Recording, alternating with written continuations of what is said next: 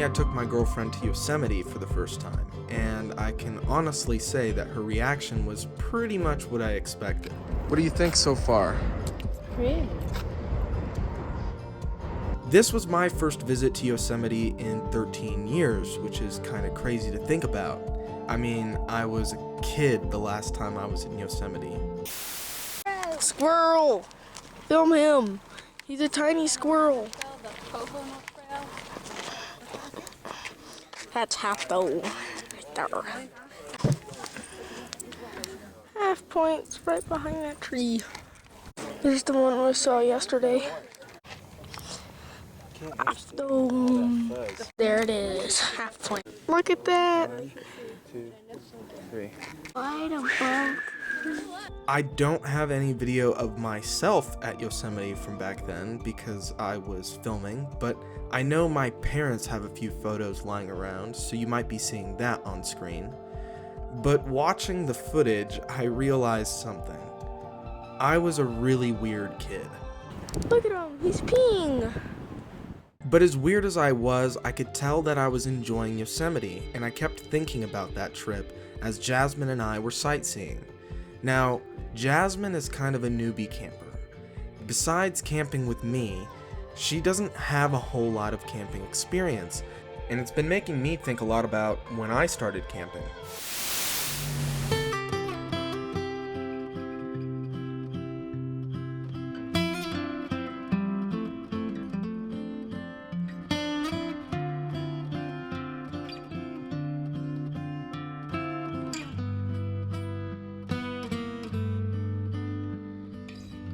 You see, I didn't camp a whole lot as a kid. In fact, I didn't get into camping until 2019, my last year of college. I was living in LA, going to film school, and camping was my vehicle to get away from all that. My buddy Stefan and I started going to a town in the San Jacinto Mountains called Idlewild. And this is where I learned a lot of the basics of camping. I honed my fire skills, learned about camp food, sleeping pads, and the like.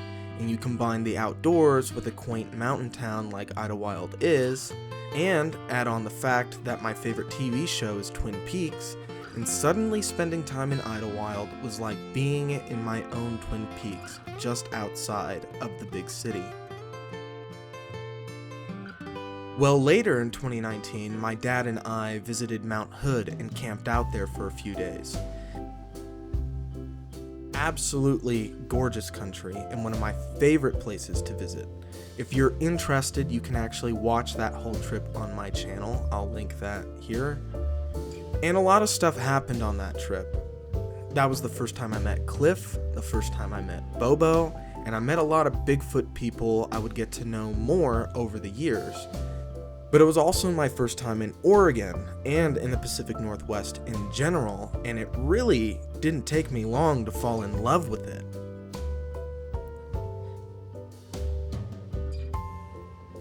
Not to mention, I always point to that trip as a big factor as to why my dad and I are so close now.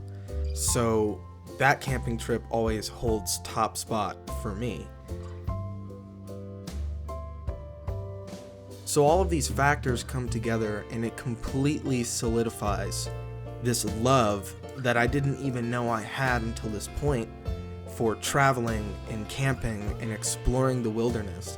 And all of those things compounded when I started working for Small Town Monsters.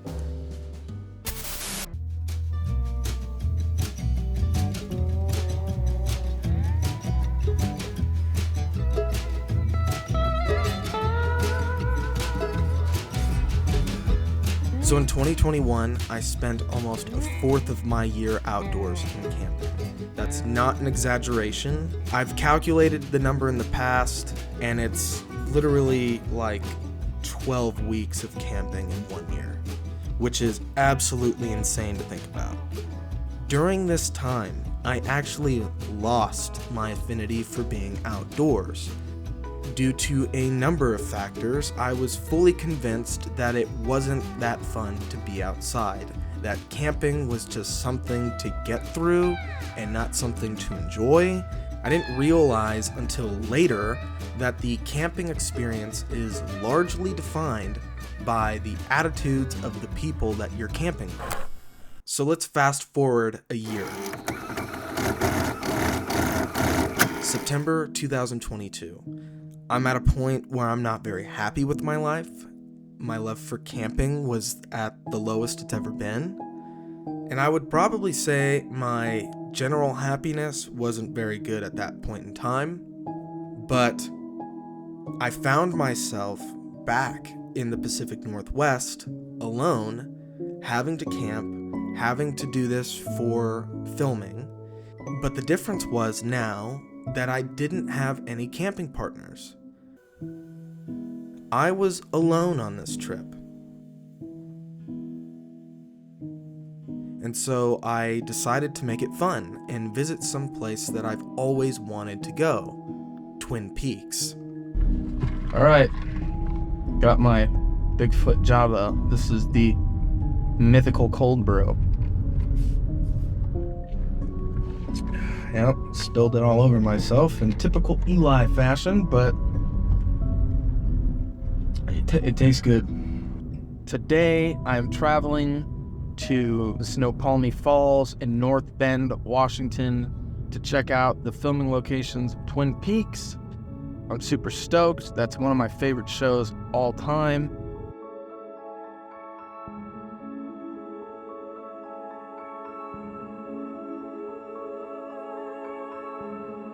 Snoqualmie Falls was great. I mean, epic, just like it is in the show. And I was informed by some locals that actually in May and June, when the snow first melts, that the falls are actually like huge, like way bigger than what we saw today. But yeah, right now I'm headed to the sheriff's office, which is now some sort of like a rally store, like a car rally. Look at that, unmistakable. Dude, it's a Bronco. That makes me want it. I want a Bronco so bad. Dude, and if it looked like this, dude, this is baller, dude. Look at this. This is Twin Peaks. Amazing. I'm geeking hard over the sheriff's office, man. I didn't think I would, but it's freaking sweet, man. Here's a fun Twin Peaks story for you. So my 21st birthday, an actress from Twin Peaks was there at my birthday party.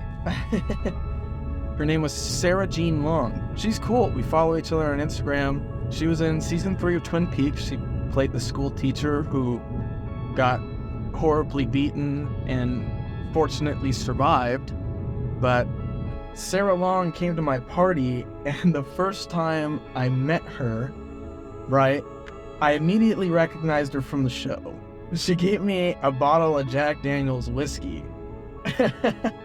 So that's pretty sick. That's a really good memory. And just being here in Twin Peaks now, just seeing Twin Peaks come alive, and just, man, I don't know, I'm just nerding out, man. It's a dope experience. Honestly, nothing compares to that feeling of walking into the Double R Diner and realizing, like, wow, I am in Twin Peaks now. But yeah, overall, I really enjoyed myself. I had a lot of fun today. Probably the most fun I've had traveling in a very long time. There's reasons for that, but this has honestly been so refreshing to just enjoy today and to nerd out and to see Twin Peaks and to be here. It's really something special for fans of the show and for nerds like me. So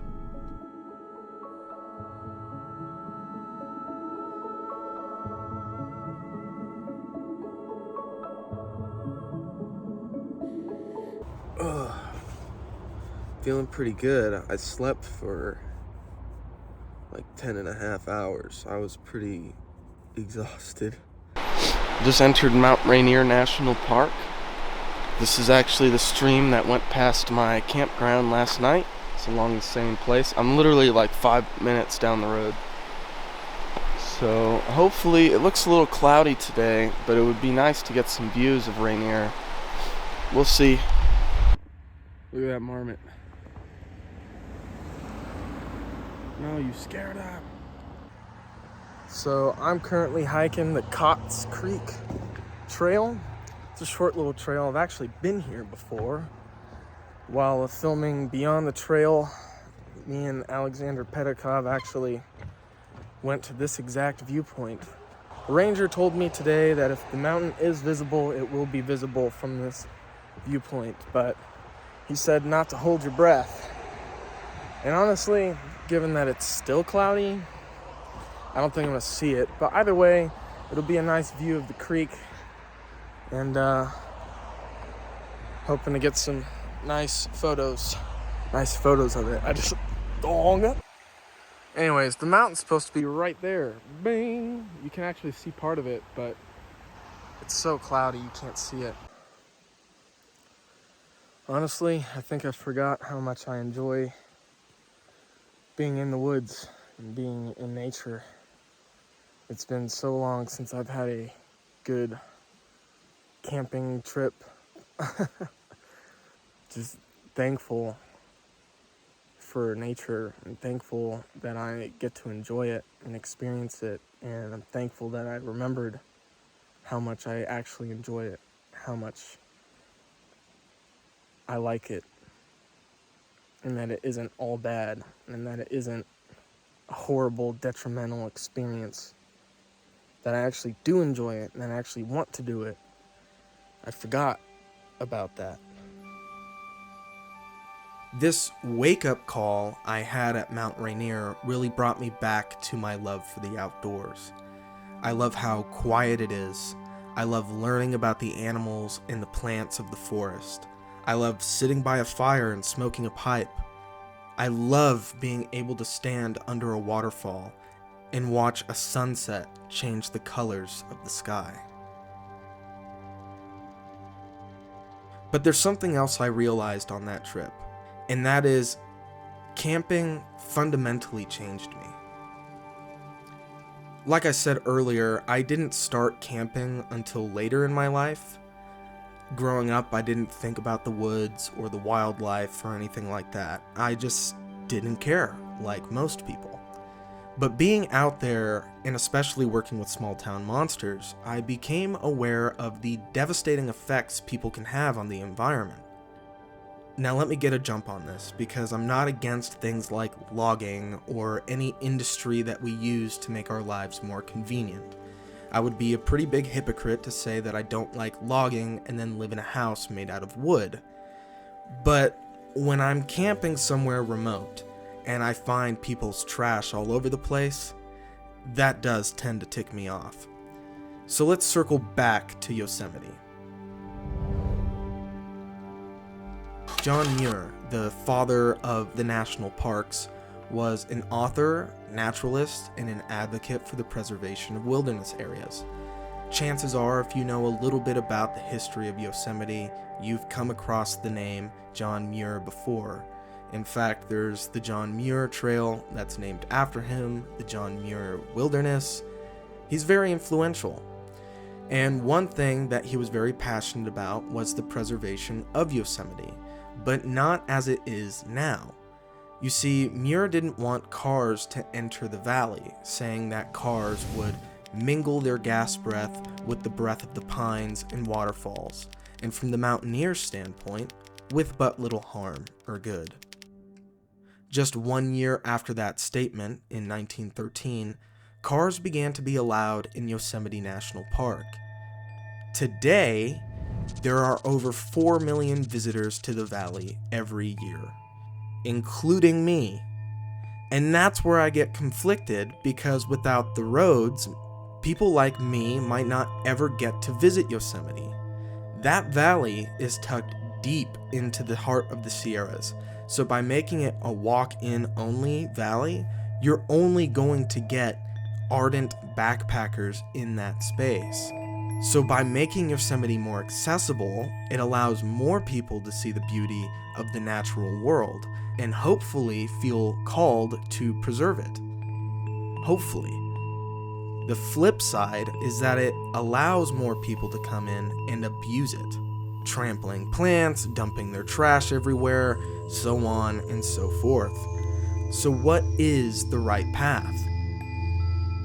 I don't know. But then there's the commercialization of natural wonders. This is something Muir felt very strongly about, and something I think he was right about. In his guidebook, The Yosemite, Muir writes, "The making of gardens and parks goes on with civilization all over the world, and they increase both in size and number as their value is recognized. Everybody needs beauty as well as bread, places to play in and pray in, where nature may heal and cheer and give strength to body and soul alike. This natural beauty hunger is made manifest in the little windowsill gardens of the poor, though perhaps only a geranium slip in a broken cup, as well as in the carefully tended rose and lily gardens of the rich. The thousands of spacious city parks and botanical gardens, and in our magnificent national parks, the Yellowstone, Yosemite, Sequoia, etc. Nature's sublime wonderlands, the admiration and joy of the world. Nevertheless, like anything else worthwhile, from the very beginning, however well guarded, they have always been subject to attack by despoiling gain seekers and mischief makers of every degree, from Satan to senators, eagerly trying to make everything immediately and selfishly commercial, with schemes disguised in smug smiling philanthropy, industriously, sham-piously crying, conservation, conservation, pan-utilization, that man and beast may be fed and the dear nation made great. Thus, long ago, a few enterprising merchants utilized the Jerusalem temple as a place of business instead of a place of prayer, changing money, buying and selling castles and sheep and doves, and earlier still, the first forest reservation, including only one tree, was likewise despoiled. Muir makes the argument that the natural beauty of Yosemite holds the same spiritual significance as a holy temple, and I can attest to that at some level. I've definitely felt firsthand the healing effect of the forest. Being out in the woods has helped me cultivate relationships in my life and deepen the bonds I have with a lot of my closest friends. I've also reprioritized things in my life while I'm out in remote backcountry, and realized things that I thought I wanted weren't things I wanted. I've had some of my deepest conversations around a campfire. Some of my favorite memories have been when I was camping, and I want to protect that.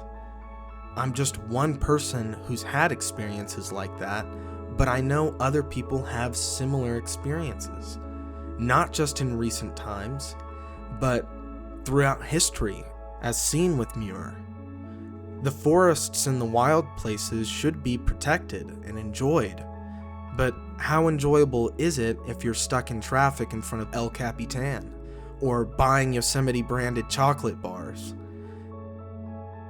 In that regard, I feel like Muir was right, that by making a national park a commodity, it feels a lot like turning a holy place into a market. But what happens when people don't commoditize a place of natural beauty? Well, hetch-hetchy happens. If you're not familiar, Hetch-Hetchy was called the sister valley of Yosemite because it pretty much looked like a duplicate of Yosemite Valley. It was a valley with gigantic valley walls created out of granite, a flat valley floor through which a single lazy river ran through, but instead of the Merced River, it was the Tuolumne. Muir loved this place, and heavily fought legislation that would dam the Tuolumne and flood the valley, creating a reservoir for the city of San Francisco. And he fought it successfully for 10 years, until 1913, when the Raker Act was passed and Hetch Hetchy was dammed. This is a painting of what it used to look like, and this is what Hetch Hetchy looks like today. Over 100 years after the completion of the dam, the promised recreational facilities have never been built. The O'Shaughnessy Dam is an engineering feat and provides water and power to hundreds of thousands of people. But here's the thing, they had other options to get water. They just deliberately chose to dam Hetch Hetchy. And they promised campgrounds and the like, and then forgot all about it once the dam was complete. Once the government was able to generate both water and power from the Tuolumne, they got what they wanted and headed home. And I'm not saying that commercialization and providing water and power to cities are wrong in and of themselves, because they're not. People have to have clean water. People have to be able to buy and sell things. But how about we do that with a little bit of care of where we're doing it? Now, I can't speak on this like I'm some sort of saint, because I have benefited from reservoirs and roads in Yosemite, but seeing all of this makes me want to take more care of the wondrous beauty around us. Because when you're in a place like Yosemite, how can you not be humbled by the magnificent granite walls? How can you not feel moved watching the sun's final rays of light on Half Dome? These places are special. The natural world is special, and it needs to be taken care of. Because otherwise, people might just destroy it.